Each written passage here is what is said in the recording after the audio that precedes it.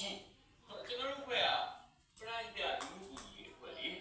ကျွန်တော်တို့ခွဲကဒီပုံစံမျိုးပုံတော့ပုံစံပြောင်းလိုက်တယ်အကူညီလိုမှအကူညီပေးရပုံတော့ဘူးကြီးရဲ့ကျွန်တော်တို့က